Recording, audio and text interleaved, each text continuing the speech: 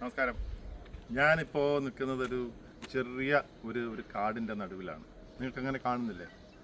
ഈ ഇതേപോലെ ഒരു ചെമ്മൺ പാതയും അതിൻ്റെ വശങ്ങളിൽ ധാരാളം വൃക്ഷങ്ങളുമൊക്കെ ആയിട്ട് ഇങ്ങനെ ഒരു സ്ഥലം നിങ്ങളൊരു പക്ഷേ ബഹ്റൈൻ പോലെ രാജ്യത്ത് കണ്ടിട്ടുണ്ടാവില്ല. ബഹ്റൈൻ ഒരു ചെറിയ ദ്വീപരാജ്യമാണ്. ഇവിടെ മരുഭൂമികളില്ല, കൊടുങ്കാടുകളില്ല. പക്ഷേ ഒരു മലയാളിയെ സംബന്ധിച്ച് നമുക്ക് ഒരുപക്ഷെ ഒരുപാട് ഗൃഹാതുരത്വം ഉണർത്തുന്ന ഒരു കാഴ്ചയാണ് ഇവിടെയുള്ളത്. നിങ്ങളൊരു രാവിലെയോ വൈകുന്നേരത്തോ രാത്രിയോ ഏത് സമയത്ത് വന്നാലും ശരി, നമുക്കിവിടെ ഈ ഭൂമിയുടെ ഭംഗിക്കപ്പുറം ഇവിടെ തളം കെട്ടി നിൽക്കുന്ന വലിയൊരു സമാധാനമുണ്ട്. ഇതുപോലെ ഒരു ചെടി പടർപ്പിനടിയിലൂടെ അല്ലെങ്കിൽ ഇങ്ങനെ റോഡിലേക്ക് വളർന്നു നിൽക്കുന്ന സസ്യങ്ങളൊക്കെ നമ്മുടെ നാട്ടിലെ വളരെ വനപ്രദേശത്തോ അല്ലെങ്കിൽ ഉൾപ്രദേശത്തോ മാത്രമേ ഇപ്പോൾ കാണാനുള്ളൂ. നോക്കൂ, ഈ വൃക്ഷങ്ങൾക്കൊക്കെ അത്യാവശ്യം നല്ല പഴക്കമുള്ള സ്ഥലമാണ്. പിന്നെ മറ്റൊരു കാര്യം എന്ന് പറഞ്ഞാൽ ഇവിടെ നമുക്ക് കുറേ പക്ഷികളുടെ ചെറിയ ശബ്ദങ്ങളൊക്കെ കേൾക്കാം. അതിനർത്ഥം ഇവിടെ ഒരു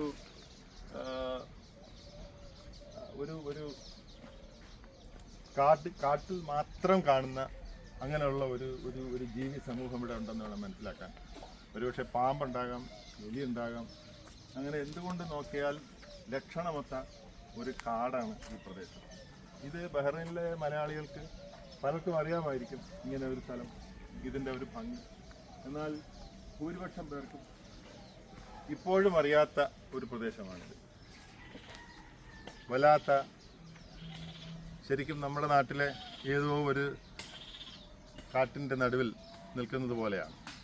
ഇങ്ങോട്ടേക്ക് വരൂ, നിങ്ങൾക്കൊരു ചില പക്ഷികളുടെ ശബ്ദം കേൾക്കാം. ഇത് കാണുമ്പോൾ പാലക്കാട്ട് സൈലന്റ് വാലിയിലാണ് നിൽക്കുന്നതെന്ന് തോന്നണ്ട.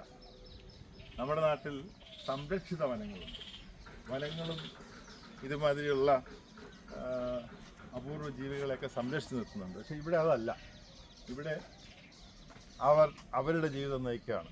ഇതുമാതിരിയുള്ള കുറ്റിക്കാടുകൾക്കും പൊന്തകൾക്കും ഇടയിൽ അത്യാവശ്യം ഒരു ചെറിയ ജീവസമൂഹത്തിന് കഴിയാനുള്ള സൗകര്യങ്ങളുണ്ട്.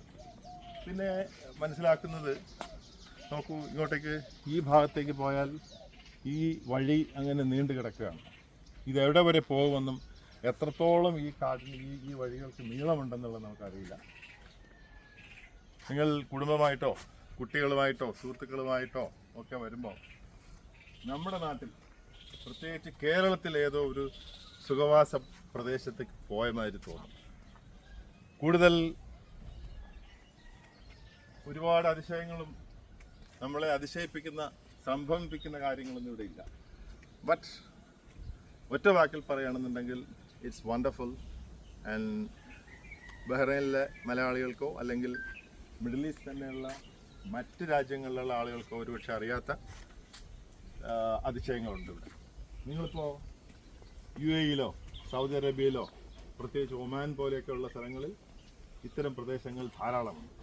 എന്നാൽ ബഹ്റൈനെ സംബന്ധിച്ച് 4 ഭാഗവും കടലാൽ ചുറ്റപ്പെട്ട് കിടക്കുന്ന, പല സ്ഥലങ്ങളിലും കരയിലേക്ക് അല്ലെങ്കിൽ കടലിൻ്റെ നടുവിലുള്ള ദ്വീപസമൂഹം മാത്രമുള്ള ഒരു രാജ്യത്ത് ഇതുപോലൊരു കാഴ്ച തീർച്ചയായിട്ടും അപൂർവമാണ്. ബഹ്റൈൻ കടലിൻ്റെയും കാറ്റിൻ്റെയും ഒക്കെ നാടാണ്, അല്ലാതെ വനങ്ങളുടേതല്ല.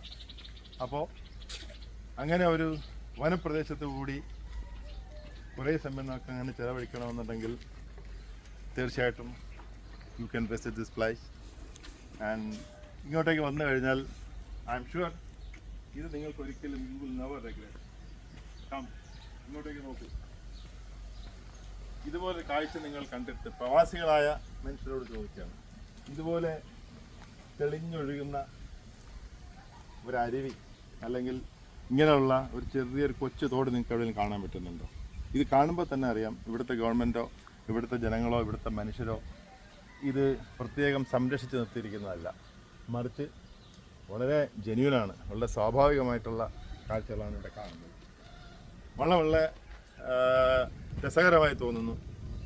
ഈ ഭാഗത്തേക്ക് സമയം കിട്ടുമ്പോൾ ഒരു പകലോ ഒരു വൈകുന്നേരമോ ചെലവഴിക്കാൻ ബഹ്റൈനിലുള്ള എൻ്റെ സുഹൃത്തുക്കളായിട്ടുള്ള മലയാളികളെ ക്ഷണിക്കുകയാണ്. Thank you so much. കൂടുതൽ വിവരങ്ങളുമായിട്ട് വീണ്ടും വരാം.